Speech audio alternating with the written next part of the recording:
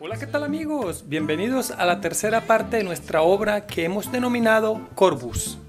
Continuamos con un tensado más con el hilo de color amarillo y atando el hilo en este clavo vamos por estos retornando al punto de partida. Para este lado, este y este.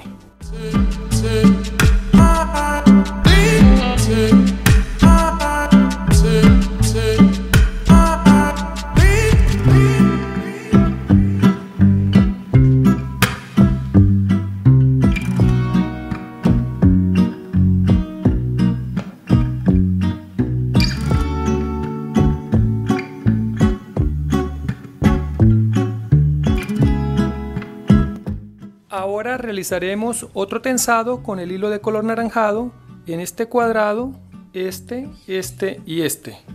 Atamos el hilo en este clavo, mientras ascendemos por estos, descendemos por estos.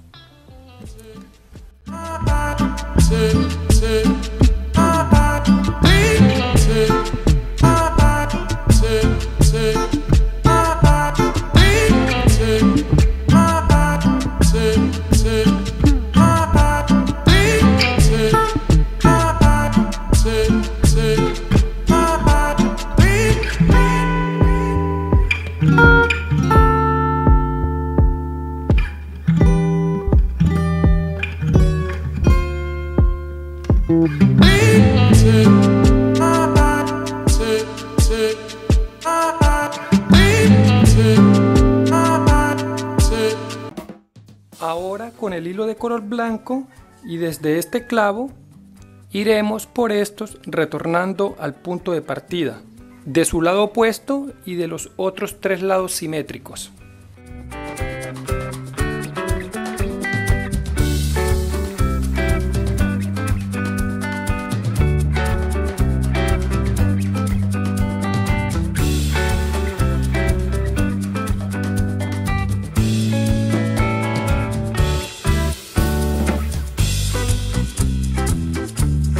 De esta forma vemos la tercera parte de nuestra obra. La próxima semana espera su continuación.